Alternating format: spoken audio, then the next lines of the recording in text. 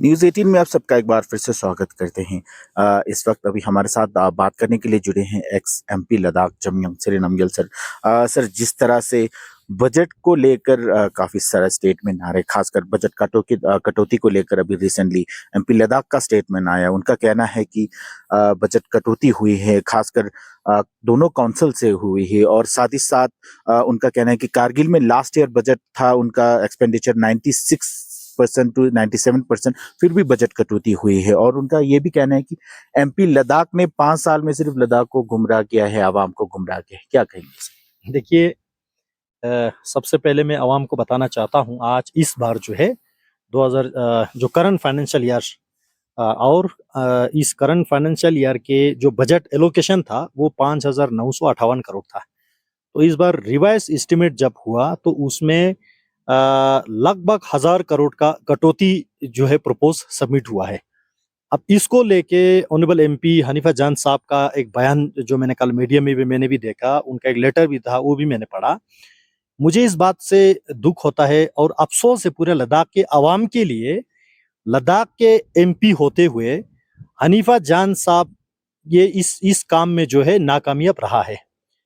जब मैं एमपी था 2019 से 2024 तक लद्दाख को यूटी बनाने के साथ साथ लद्दाख का पूरा 5 साल का बजट हर साल 5,958 करोड़ 5,958 करोड़ जो है मैंने हर साल लाया। और वो केवल एक बात करने से, एक फोन करने से नहीं होता है।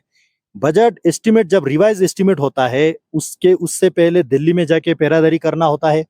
जब पार्लियामेंट में बजट आता है उससे पहले दिल्ली में पैरादारी करना होता है। फाइनेंस मिनिस्ट्री में फाइनेंस मिनिस्टर साहब से लेके नीचे के कलरक तक जाके मिलना होता है, सबसे जो सबको हाथ में रख के हमारा बजट जो है ठीक ठाक रखे।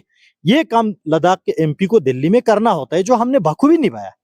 आज ऑनरेबल एमपी साहब हनीफा जान साहब जीतने के बाद अभी लगभग 6 महीना हो रहा है। एक तो 6 महीने में उनका कोई अचीवमेंट नहीं है। अब पहला अचीवमेंट उनका अभी दे रहा है तो बजट का कटौती है। इसमें मैं तो सुझाव करना चाहूंगा ऑनरेबल एमपी साहब को, एक तो आप दिल्ली में बैठना चाहिए था इस टाइम पे और पूरा पैरादारी करके हमारा बजट सिक्योर करना चाहिए था, उसमें आप नाकामयाब रहा। जिसका नुकसान लद्दाख के अवाम को होगा, जिसका नुकसान लद्दाख के कॉन्ट्रैक्टर को होगा। मुझे ये भी मालूम पड़ा कारगिल काउंसिल और लेह काउंसिल दोनों के बजट जो लगभग 325 करोड़ की हम बात करते हैं, उसमें से 114 करोड़ कारगिल का, 114 करोड़ लेह का जो है कटौती हो रहा है। तो आप ही बताओ कि आप एमपी बैठ के क्या कर रहे हो? ठीक है, आप रूलिंग पार्टी का नहीं है, फिर भी आप लद्दाख का एमपी है। आपको तो दिल्ली में जाके फाइनेंस मिनिस्टर के आगे नीचे झुकना चाहिए, आपको गृह मंत्री जी से मिलना चाहिए, आपको पूरा मिनिस्ट्री में आपको चक्कर करना चाहिए, तब जाके लद्दाख का बजट आपको सिक्योर करना चाहिए। मैं ऑनरेबल एमपी साहब को निवेदन करना चाहता हूं, आप इस वक्त मीडिया में जेटीएन के नाम से माला जपने के बजाय आप दिल्ली में बैठिए और पैरादारी करिए। हमारे बजट जितना जो हमने लाया 5,958 करोड़ हर साल लाया, उससे ज्यादा लाने के बजाय उसको कम तो कते होने मत दीजिए। ये आपका जिम्मेवारी है। आप कल मुझे पता है इनका जो मीडिया का स्टेटमेंट देखा तो वो रूलिंग पार्टी को लेके, सरकार को लेके उसने कंडेम किया।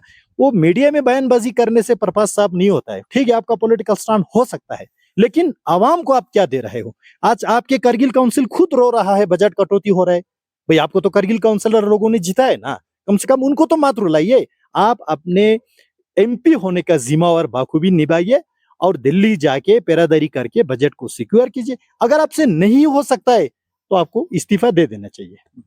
तो उनका ये भी कहना है सर, 5 साल में एमपी लद्दाख जो आप एमपी काम कर रहे थे, उन सिर्फ गुमराह किया लोगों को। 5,958 करोड़ लद्दाख का बजट लाना लोगों को गुमराह करना है क्या? लद्दाख में लगभग 500-600 मोबाइल टावर हमने लगवाया, गुमराह है क्या? आज आपके कारगिल में मैं एमपी साहब को कहना चाहूंगा, क्योंकि उसका लेह में तो उसका नजरसानी होते नहीं है। अब कारगिल में खुद देखिए आपकी कितने सीआरएफ का रोड लग रहा है, पीएमजीएसवाई का रोड लग रहा है, आपके आंखों के सामने जोजिला टनल बन रहा है। इतने सारे प्रोजेक्ट अनगिनत। अभी तक करगिल के council budget comfortably honourable CC साहब करगिल के काउंसलर खर्चा करता है, तो किसने लाके दिया? हमने तो लाके दिया ना पिछले 5 साल में, या हनीफा जान साहब ने लाके दिया। आप जीते हुए 6 महीना हो रहा है, बयानबाजी के अलावा आपका एक अचीवमेंट मुझे दिखाइए। एक अचीवमेंट दिखाइए कम से कम 6 महीने में, तो वो तो होता नहीं है। सिर्फ जेटीएन का माला जपते रहना, जेटीएन के खिलाफ बोलते रहना, उससे अवाम का जो है खिदमत नहीं होता है। मैं आपसे फिर एक बार with respectfully honourable MP Hanifa Jan साहब को निवेदन करना चाहता हूं, जितना प्रोजेक्ट रुका है अभी आपके दौर में, उन सबको आगे बढ़ाइए। बजट में कटौती हो रहा है, उनको सिक्योर कीजिए। आप दिल्ली जाके सभी लोगों से मिलिए, झुकिए, जो हो सके आप करके लद्दाख के अवाम के बजट को आप कटने ना दे। ये मैं ऑनरेबल एमपी साहब से निवेदन करना चाहता हूँ। तो उनका ये भी जैसे कि आपने रिसेंटली एक स्टेटमेंट दिया था, केडीए के जो मेंबरान थे जो श्रीनगर जाके जो एनसी लीडर के साथ मिले थे, तो उसको एमपी लद्दाख ने कहा कि बीजेपी भी जो यहाँ से बाहर जाके बीजेपी के कैंपेन भी करते हैं, तो उस पे क्या कहेंगे सर? वो ठीक है ना, हम कैंपेन के लिए जाते हैं, हम अपने पार्टी के नेताओं से मिलने जाते हैं, लेकिन कहीं भी किसी से भी लद्दाख को जम्मू कश्मीर के साथ दोबारा मिलाने के बाद हमने नहीं किया है, कभी नहीं करेंगे, क्योंकि हम फ्री लद्दाख फ्रॉम कश्मीर इस स्लोगन में बिलीव करने वाले लोग हैं। हम लद्दाख के अस्तित्व के लिए लड़ने वाले लोग हैं। हम लद्दाख के फ्यूचर को सिक्योर करने के लिए हम लड़ने वाले लोग हैं। पार्लियामेंट में मेरा जितना 5 साल में मेरा डिबेट हुआ है, मेरा स्टेटमेंट हुआ है, पूरा रिकॉर्ड पढ़िए। पूरा लद्दाख के हित में, लद्दाख के सेफगार्ड को लेके, लद्दाख के आवाम को लेके, लद्दाख के एम्प्लॉयमेंट को लेके, लद्दाख के हर चीज को लेके हमने पार्लियामेंट में बोला है। बहुत सारे 99 स्टेटमेंट पे तो एक्शन भी हुआ है, यहाँ पे इतने सारे विकास हुआ है।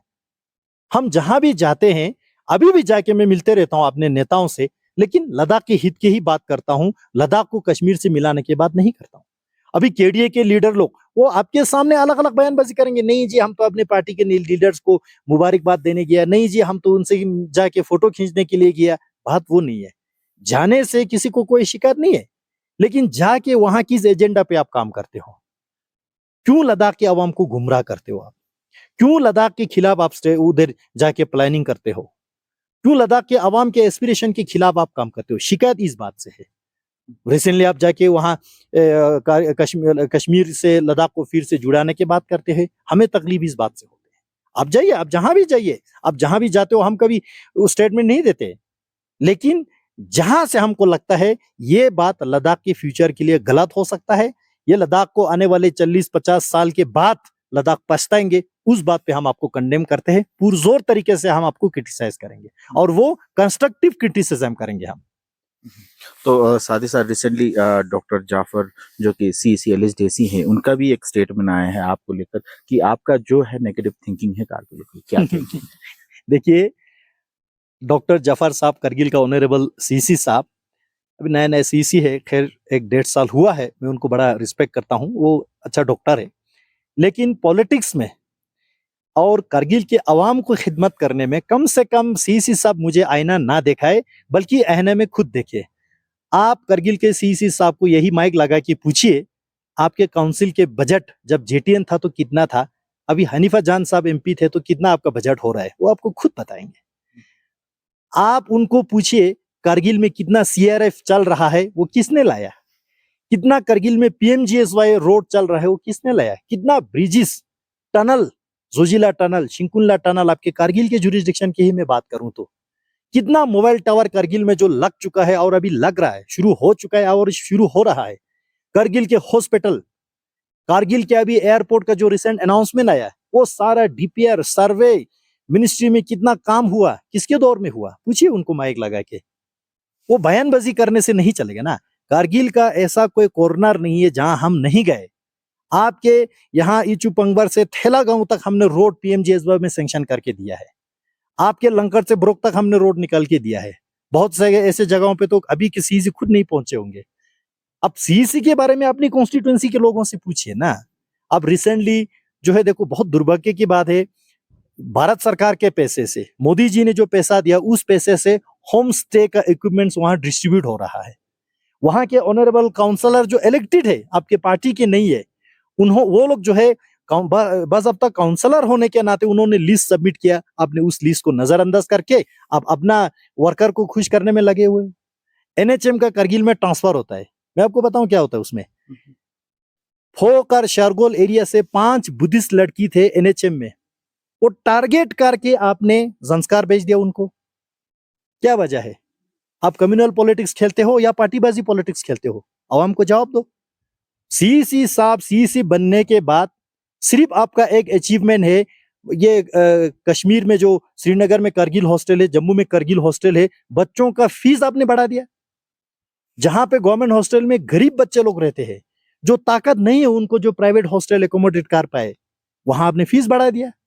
पूरे स्टूडेंट आपके खिलाफ धरने पे बैठते हैं, फिर आप बोलते हो कि जेटीएन नेगेटिव है।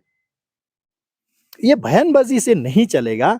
अब करगिल के सीसी साहब से मैं पूछना चाहता हूं, आपके ही जुरिस्डिक्शन जंस्कर लुंगनाक से पलदन लामू तक लगते हो या जंस्कर सुंदो तक लगते हैं, वहां शिंकुला टॉप पे हिमाचल गवर्नमेंट ने वहां पे हाथ खड़ा करके रखा है। हिमाचल गवर्नमेंट कैबिनेट अप्रूव करता है कि आपके जुरिस्डिक्शन के शिंकुला में पुलिस चौकी बनाने जा रहा है। करगिल के सीसी साहब चुप बैठे हैं। मैं चिल्ला रहा हूं यहां से। जोजिला के टॉप पे पूरा कश्मीरी आके दुकान चला रहा है।